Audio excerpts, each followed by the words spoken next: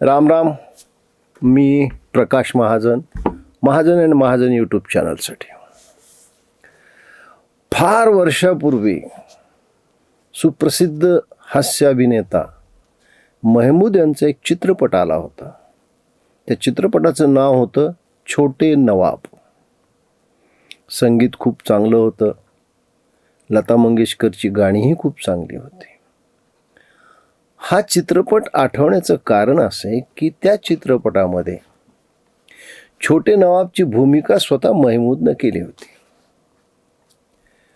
याचं वय बरंच झालं असतं, पण तो शाळेत ज्यावेळेस जात असतो त्यावेळेस तो इतर त्याच्या वर्गातील साथीदाराप्रमाणे 3 चाकी सायकलहून शाळेत जातो. वय वाढलेलं 15, 16, 17 वर्षाचा महमूद पहिली दुसरीच्या मुलाबरोबर तो 3 चाकी शाळेतून जात असतो.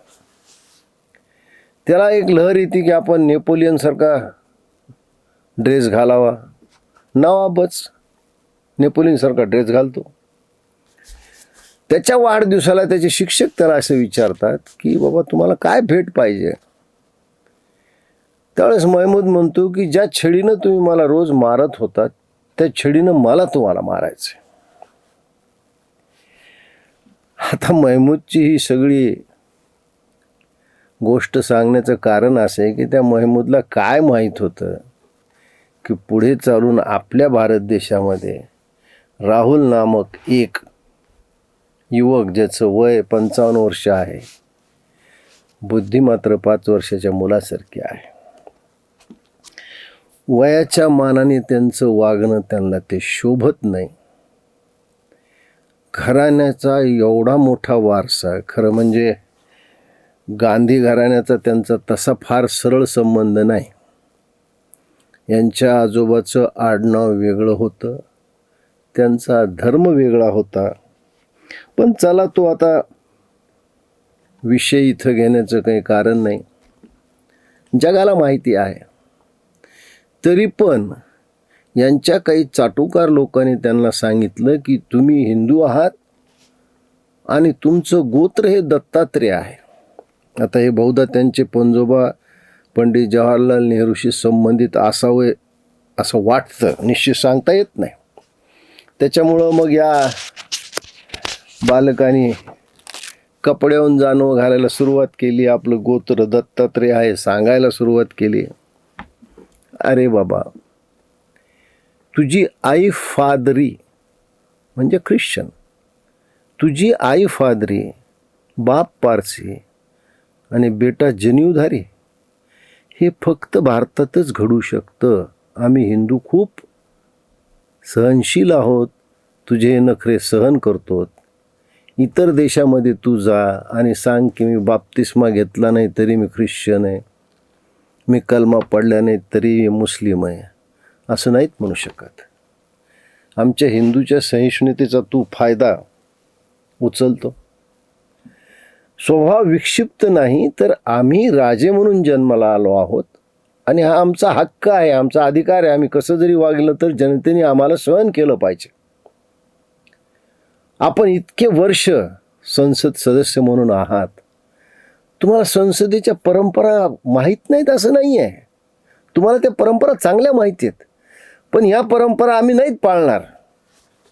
कारण आम्ही राज्य करायला जन्माला आलो. त्यांच्या डोक्यात एक भरलेलं आहे की माझ्या घरामध्ये किंवा ज्या घरातून मी येतो त्या घरात इतके पंतप्रधान झाले, त्याच्यामुळं आमचा हक्क आहे.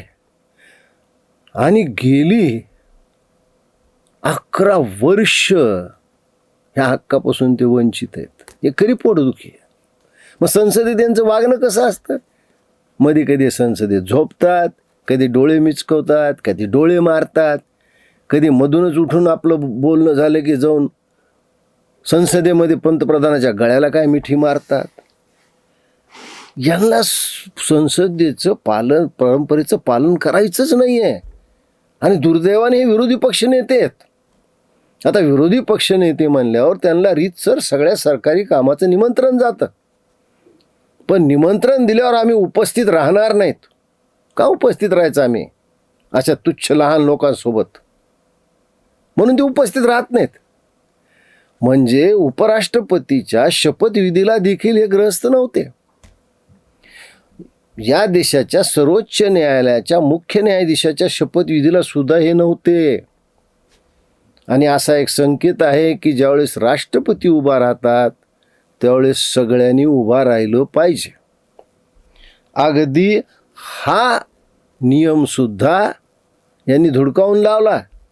राष्ट्रपती उभा आहेत आणि आपण खुर्चीवर बसलेले आहेत आणि हे सतत परदेशावर फिरत असतात. त्यांना देशात ते सलग 6 महिने राहिलेत असं उदाहरण फार दुर्मिळ आहे. मला तर कधी कधी संशय वाटतो की सोनिया गांधीने यांचा पाळणा थायलंडमध्ये बांधला नव्हता.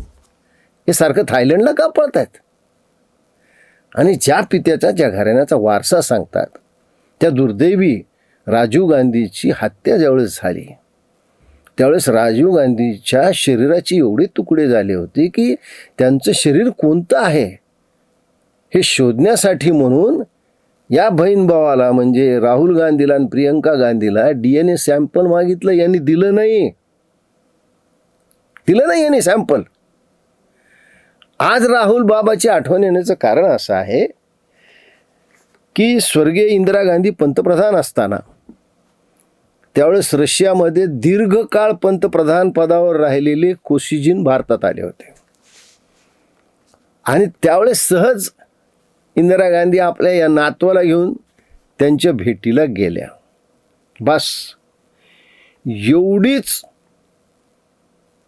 कल्पना यांच्या बालबुद्धीत घट्ट बसली की या देशामध्ये परदेशातून येणारा कोणताही राष्ट्रप्रमुख असो कोणताही पंतप्रधान असो त्याला मला भेटलं पाहिजे किंवा त्यांनी मला येऊन भेटलं पाहिजे.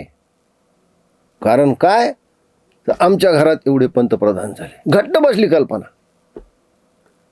आणि मग परवा पुतीन आले. आता तो सगळा कार्यक्रम झाला, यांना बोलावलं नाही. अरे बाबा, हे मोदी आहेत. परराष्ट्रात ज्यावेळेस दौरा करायला जातात त्यावेळी परराष्ट्र मंत्रीसुद्धा सोबत घेऊन जात नाहीत. ते तुझ्या अशा चाळ्यांना कशी भीक घालणार? मग यांनी ओरडायला सुरुवात केली की मोदींनी मला पुतीनला भेटू दिले नाही, मोदींनी मला पुतीनच्या पंक्तीला जेवायला बोलावलं नाही, मोदी मला भिले, मोदी मला भितात. ही नेहमीची मुक्ताफळं त्यांनी उधळायला सुरुवात केली. राहुलची ही बडबड ऐकून शेवटी मी सुद्धा वैतागलो आणि मी मोदीजीला फोन केला. म्हणलं, मोदीजी, आपण का नाही राहुल गांधीला पुतीनला भेटू दिलं? मला मोदी म्हणले कि प्रकाश जी, मैंने इसलिए राहुल गांधी को पुतिन जी से मिलने नहीं दिया क्योंकि मुझे ये डर था कि अगर राहुल गांधी पुतिन जी के गले पड़ते और उनके कान में आलू से सोना बनाने का फार्मूला कह देते तो भारत का तो बड़ा नुकसान होता, इसलिए मैंने उनको मिलने नहीं दिया और कोई वजह नहीं थी. धन्यवाद.